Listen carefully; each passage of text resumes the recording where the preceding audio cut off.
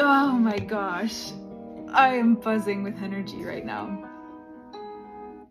Oh, this one hit me like a lightning bolt. I think I smiled for the full 30 minutes, like my cheeks hurt from smiling. Okay. My life has gotten so good because I surround myself with two different types of people: creators and givers. A creator is someone who is putting something into the world that does not exist. That could be someone planning an event, even if it's just to have friends over their house. That could be someone recording themselves doing something and putting it up there. That could be someone constructing vision boards and sharing them. That could be somebody who's tending to nature or plants. If you are doing something, if you're putting something into the world that wouldn't exist without you, you are a creator. And I think that surrounding myself with people who are in a constant state of creation has turned my life into a playground to learn, grow, and experiment. I genuinely feel like I'm a little kid and my family is about to move out of their house and have it demolished. And my mom comes to me and she says, "All right, this house is coming down, so you've got the entire house, this giant white wall, and you can take all the crayons and all the markers and everything we got, all the paint, and throw it on the wall because it's gonna be demolished anyway." That is how I'm living life right now.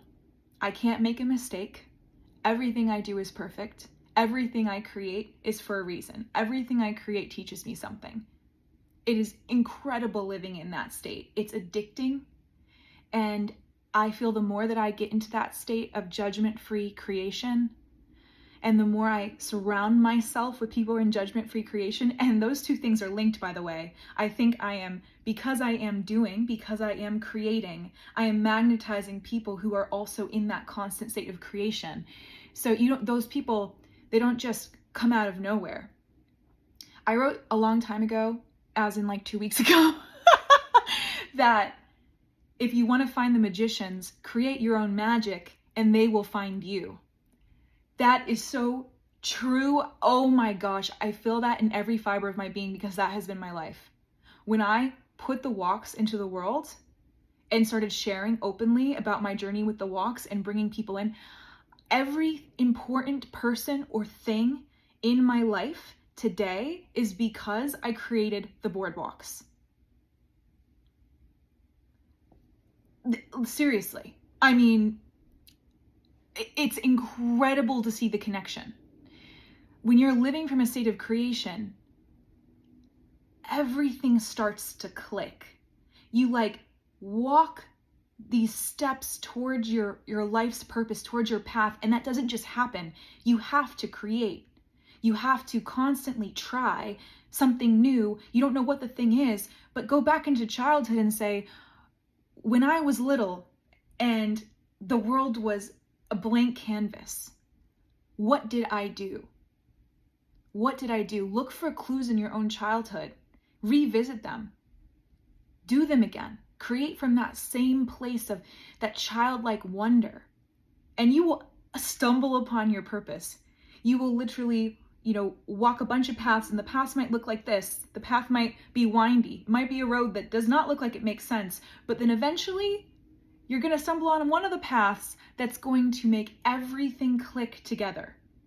And all of those experiments, everything that you thought was random, is going to form together like a transformer and create your purpose. It's all going to make sense. That's how it feels for me. And my life is so good right now because I am in a state of creation.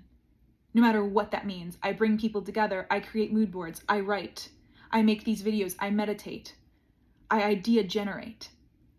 It's all so linked. It's all so important. The most important thing I am doing right now is that I am creating. I am creating in all moments. Okay. Let me just say one more thing on this.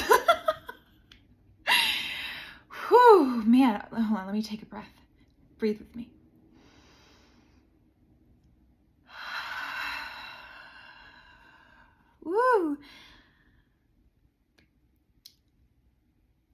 I started doing this sitting on my floor and speaking to the camera type of beat 4 days ago. In that time, I have had dozens of people message me and say, I started meditating because of these videos, whether it's 5 minutes or 30 minutes.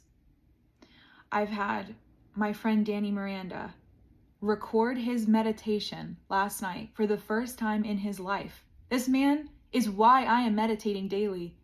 And I text him and I'm like, Danny, would you be open to recording your meditation? I'd love to see what comes up for you the same way that I find out what comes up for me. He goes, say less, consider it handled, records the meditation, posts it, and it resonates. And then I get to see what he is creating in this state, and he gets to see what I'm creating in this state, and we fuel each other. This other woman tweets, I've avoided meditation my whole life, but I want to see if I can do it. For the next 15 days, I'm going to meditate for 15 minutes, and I'm going to record it all, and I'm going to share it. Inspired by what I'm doing. That is so exciting that I put something into the world with no expectations, and people are creating as a byproduct of my creation because they were inspired by my creation. It is just a flywheel of creation. Oh my gosh. By the way, the only reason, because I'm not the beginning, I'm not the source creator for this. You know who the source creator for this entire series is? Zach Pograb. Zach Pograb, actually, I can tell you some real interesting stories here. You want to hear them? Let's go for it. I'll start here. Zach Pograb decided to post one video every day of 2024. He calls it the year of obsession, because if you don't know him or his writing or all of the wonderful things that he's done, he is the obsession guy, okay?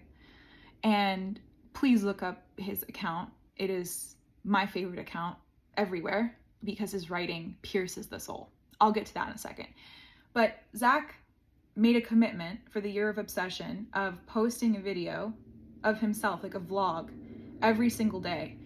And I just loved that. I loved the bravery of that, the madman nature of that commitment.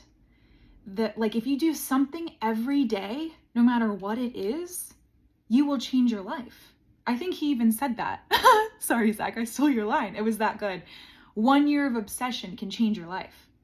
Absolutely, I believe that. If you can combine like one year of daily creation can change your life, that's how I see my life right now. If I create one thing every day, my life will change. It's these videos right now and so much more. Because I'm not just creating these videos, I'm also writing about these videos. I'm also creating mood boards. I'm also hosting events, right? But I'm creating one thing every day, and it will change my life, and it already has, and I'm only 4 days in. So thank you to Zach for making that brave commitment, which was, I just remember the first time that he told me he was going to do a video every day. It's like, wow, that couldn't be me. It's me. Hello, it's me. I'm doing it. Here I am. Oh my gosh. And you want to know why this started? Because it was January 11th. I had set a goal of meditating for 30 minutes every day of 2024, trying to do one thing every day, believing it would change my life. And I failed because I didn't have good accountability. I'd only done it 5 days out of the 11. And I said, you know what? Will drive accountability? Me sitting here hitting record, having this entire 30-minute meditation and my thoughts afterwards recorded is the accountability that I need. And I can create something from it. And maybe someone else would get value out of it in some way. And I really would not have done that without Zach. So thank you, Zach, for inspiring this series. Because this is what I mean, the flywheel of creation. Because Zach created, I created. But let me tell you some other stories about Zach, because this actually goes much deeper. And when I think about the flywheel of creation, it didn't start with this daily video series. Let's turn back the clocks. I'll take you on a ride. My friend Annie said, who, by the way, I'm going to Mean Girls at 7:45 with my friends Annie and Brian. Shout out to my crew. And she said that watching that first day video was like Mr. Toad's Wild Ride. So I'm about to take you. Welcome. I'm Mr. Toad, Dr. Toad. We're going on a ride, baby. I don't know where this is going, but we're going to find out. Okay. Let me tell you something. We're turning the clocks back to April 2023. Danny Miranda, the most mentioned person in this series, apparently. Danny Miranda and I met. A month later, he posted an interview with Zach Pograb. And I see Danny post this interview, and I don't even know how to explain this to you. I got this very strong intuition urge to follow Zach because my intuition screamed, this guy is important. It has only happened a handful of times in my life. One of the other times it happened like that was with Danny. Just this overwhelming, this guy's important. This person is important. So I followed the voice. I hit follow. I started seeing Zach's writing. And just to bring you into his writing, it's very raw and real and emotional. It pierces, it sings, it roars, it bleeds. His writing is very unique. It's around the themes of obsession, but healthy obsession and sometimes unhealthy obsession, all just depends. But just giving every moment your absolute all, pushing yourself to the limit, finding that thing that you would give everything to. Really, like, that's what obsession means to me. It's like that voice in your head, like that soundtrack in your mind that plays on loop. That's your obsession, right? For me, that would be anything to do with the walks, anything to do with finding genuine connection and belonging for people, expanding emotional intelligence. I'm constantly turning on that. Like, I'm obsessed with creating feelings of connection and belonging for people, no matter what form that takes. And I want to explore them all. And I will spend my entire lifetime exploring them all. That is my obsession. Okay. Anyway, back to Zach. So I started seeing his writing, and I had never seen anything like it, especially on Twitter. That's where I spend most of my time on social media, is on Twitter, because I like to read. And I was, just going about my feed, and it would just be like soulless, sterile content, repurposed, the same hooks, the same words, the same lines, the same people saying the same things in slightly different ways, and then Zach. Like a lightning bolt. Every time. It would just be like boring, boo. Whoa. And his writing just like hit me every time. And with enough hits, I was like, oh wow, I can write like that. Like if something was reawakened in me, like my writing voice that I had as a kid, going into high school and college before like corporate America, beat my writing voice out of me, sterilized my writing voice. Or when I told myself that there wasn't a place for a personality in my words, a voice in my words, like words that roared or sang. I wasn't seeing anyone else write like that. When I saw Zach's writing, it gave me permission. In a way, it gave me permission, like there's someone else writing like this, and it hits so well for me. Like, if I have the ability to write like this, if I have the ability to make my words sing, it is my responsibility to let that be seen. So I started dipping my toes into writing vulnerably again, in large part due to finding Zach's writing. So thank you, Zach. He knows this. I told him one time, I sent him a voice note from the Chipotle parking lot, and I was like, this is how I described the writing. Stanny always grills me. He's like, you were always writing, Elle. You always say when I started writing again in October 2023.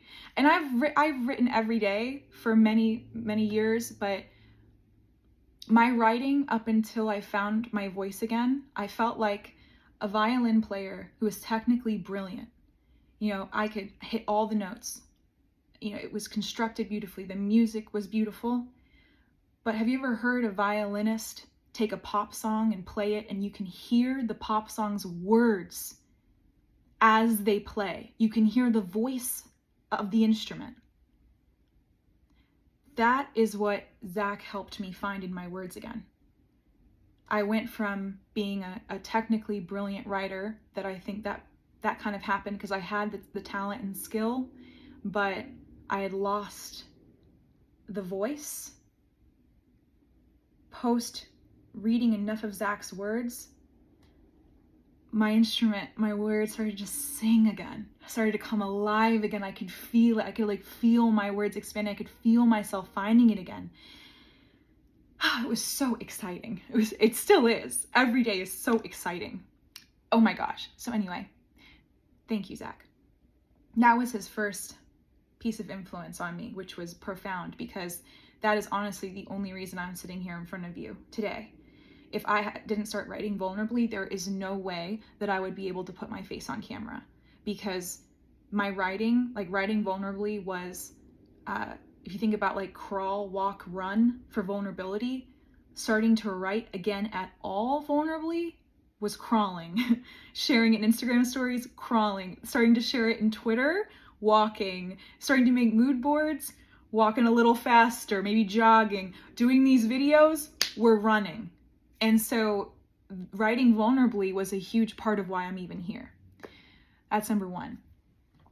Second story I'll share with you is, I don't even think he knows this. So if you're out there, Zach, watching this, you're about to find out. So in the summer, I had made an Instagram story about scaling the boardwalks to San Francisco. And I was just really excited. And I was like, we have the perfect host. Shout out to Elle Block, who is a ray of sunshine, pure love in human form, and an excellent, just incredible game-changing host. I could not be more grateful for Adele and all the work that she has done on over 20 walks in San Francisco. If you're out there, please join her. She is an angel on earth and such an amazing host.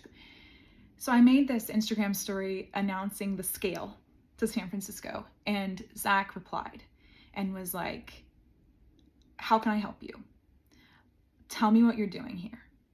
And I replied this brain dump of a bunch of thoughts, and about how I went full Oppenheimer and created this formula to calculate the number of conversations people were walking away from the walks with. And I was like, it's honestly so much, Zach, I cannot capture it in writing. Call me and just put my number. And then he calls me. And this was maybe a 15-20 minute conversation that changed everything. I don't even know if he would remember that this happened, but I'm telling you, this phone call was one of the most important moments of 2023. It drastically changed the direction for the boardwalks. Drastically. And I don't even think that he understood the impact that this had. This is what happened. Pick up the phone. I can hear the cars buzzing by in the New York streets, and I'm just like, this is awesome. So he's like, okay, tell me what's going on. Tell me the plan. At the time, my plan for the boardwalks was to have two separate entities. You had an in real life component, which are the boardwalks, and then you had a digital kind of media arm. And I had planned on them being two separate names. I tell Zach this out the gate. Immediately he goes, no, it has to be under one name. Don't split the name. That's out. And I was like, I think I physically felt my head explode, because I don't think you realize I had that idea in my head for so many months. I had talked to countless people about this idea. No one had ever shot it down. And this is a minute into the phone call, and Zach's like, no. And it made perfect sense. He was just like, you don't want to split the audience. You don't want to confuse people. You don't want to have two names to remember. Just keep it all under one thing. And I'm like, okay, fuck. It was a massive head, mind blown emoji fuck moment. So then once I got past, I recovered from the shock the best I could from that piece of advice. He was like, what's the plan for the digital content? Because just to give you some context on the two of us, we kind of have these like opposite complementary skills right now, where I know in real life experiences very, very, very, very well, because I've done 77 walks here and 20 in another city, and I just obsessively think about in real life experience. Zach is like the same, but for digital. So that's been his focus. We kind of have like separate, different focuses. So that's why like his advice was just, for me, like an instant no-brainer. I'm taking it. Because when you're talking to somebody who is at the pinnacle, like at the absolute peak of what they're doing, and they tell you to do something, you do it. That's how I felt.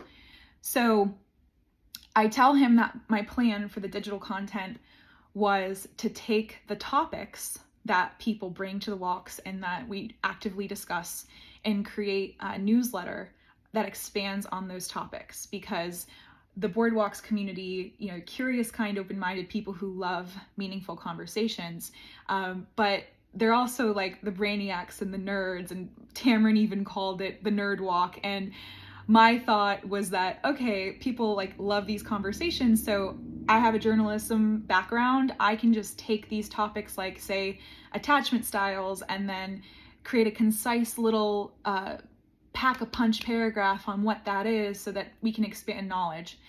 So I bring this to Zach, and he's like, no, anyone could do that. What's something only you can do? And I was like, fuck. Like, fuck number two. So I was like, wow. Okay. And he's like, you're missing it. Like, what's the magic? What is the actual magic of what you're doing? What is something only you could do? And I'm like, well, when I was in college, I did a Humans of New York spinoff, and he kind of cut me off and was like, that's it. Yep. And I'm like, fuck number three. Because I just knew the entire time, to be honest with you, in my heart and soul, I knew that that's what I needed to do. Because the real magic of the walks is not even the conversations, it is the feelings of genuine connection and belonging. It is the chicken soup for the soul. So any content that I could make, any stories that I could share on the walk, should not be about the intellectual topics. It should be about the people and the stories. And that is my unique gift on this planet. Like, the Humans of New York style writing, I call it conversational poetry, where I can sit just like I did on the Southwest flight with the 8-time champion pistol shooter, who is a Chinese woman in her 70s. I met her on a plane, I talked to her for 3 hours, and I wove her life stories into this beautiful tapestry of poems and quotes. That is my gift. It always has been. And I'm talking to Zach, and I'm like, wow, this changes everything. I mean, I cannot emphasize enough. This changed everything. Because at the time, this is the summer of 2023, I had this plan in my head, 2 separate entities under 2 names. I had this newsletter that was based on topics. And I had thought about it like that because I had 2 of the most wonderful people on the earth, Veronica and Nick, who at that time were helping me co-host and just brought the most amazing presence and energy. And I love you both so much. Thank you for every single thing that you did for the walks and everything you brought to the walks. I'm so beyond grateful. And when I actually make a single penny from anything that I'm doing eventually, I will be having a stork deliver riches to both of your doors, because I am so grateful for the time and effort and love that you poured into the walks, and for you reading all of my crazy rants and ideas in WhatsApp. And like, seriously, I love you so much and thank you. Why I'm bringing the 2 of these people up is because at this exact time that I talked to Zach, I had to make a decision on whether I was going to take on anyone else but Nick and Veronica as, co-leaders, kind of co-founders to what I was doing with the boardwalks. And I think having that conversation with Zach was a massive shift, because I realized that the direction I have to go in for the walks is a gift that only I can do. It is such an extension of me. And then that made me realize I talked to more and more people, and they all were like a chorus, a choir of people saying to me, the walks wouldn't exist without you. You are the walks are you. The walks are an extension of your intuition. They are an extension of your consciousness even. And they have to be led by you and you alone at this stage. And then down the road, you can bring in the most amazing people to help you build it up and to scale it. But from going from 0 to 1 has to be you. There can be no other voice. It's the strength of your voice that is making it successful, and you can't split it, and you have to have horse blinders on and be so sure of your vision and your voice that you can't have other voices leading at the top, or else your voice will be diluted because you're going to want to try to make everyone else feel like they can contribute and be a part of it. And it was so true. It was so alive for me. And that was a very, very, very difficult decision for me, because I love everybody who's been a part of it. Honestly, if I could make every single person who has been on the walks from day 1 to walk number 77 a founder, I would, because it's not about that. It's not about the title. It's not about the leadership. It's, for me, what I realized is that in order for the walks and the culture to be felt by anyone, no matter where they were in the world, I had to have complete ownership over it, which was very scary to me. I am somebody who, in the past, would want to hide behind other people. I didn't want to be the top, the lead. I didn't want to be seen. I had a lot of issues with that. I didn't trust myself to be the only person up there. I do now because of the walks, but this was a very difficult decision for me, and something that this entire situation, I'm telling you, needed to happen. It was so necessary. And I think everyone now sees it very clearly, because going from 0 to 1 and making this thing work and scaling it to, with my vision, every city on the planet, because I think that every city on the planet needs a weekly space for meaningful conversation and depth with people who have shared values, people who are curious, kind, and open-minded. And I've obsessively thought about it. I've cracked the code. I followed my intuition to crack the code for this entire time. And I'm just so excited. So anyway, all of what I just told you would not have happened without a 15 to 20 minute phone call with Zach. I don't even know if do you realize that? If you're out there, Zach, did I ever tell you that? Well, I guess I did now. So I just want to say thank you. This is apparently a Zach tribute video. Thank you. Thank you. I don't think you even really realize how much you've impacted the walks and me, and the fact that I'm sitting here in a robe right now. Thank you, Zach. And I only know Zach because of Danny. This leads me to the second group of people, givers. Oh my gosh. These two men I just mentioned, Zach and Danny, these two are the definition of giver.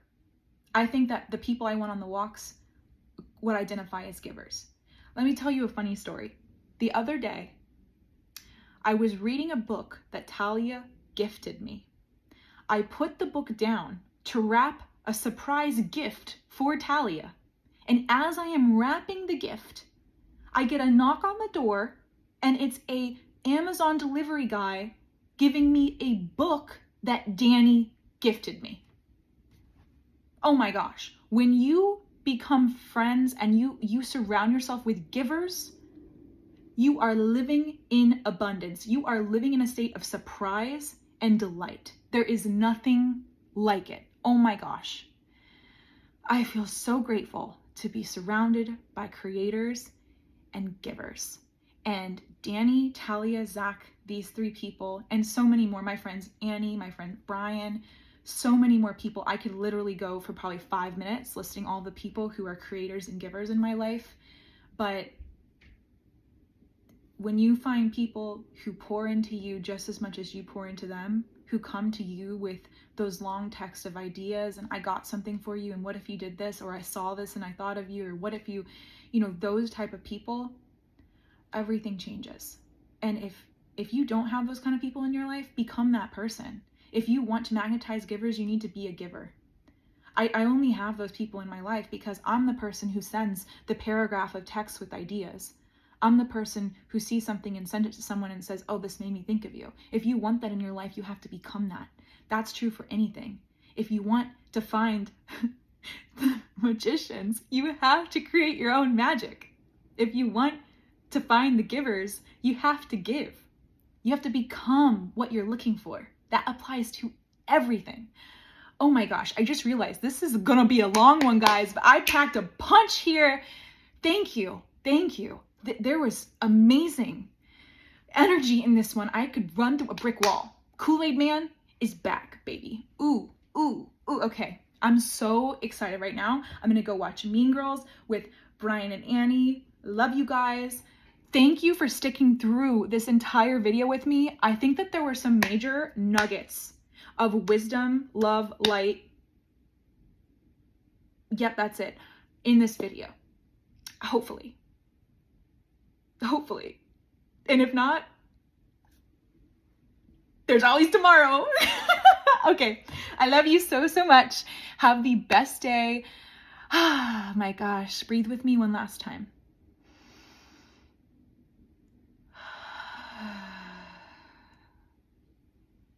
That felt good. All right. Have a good night. Bye.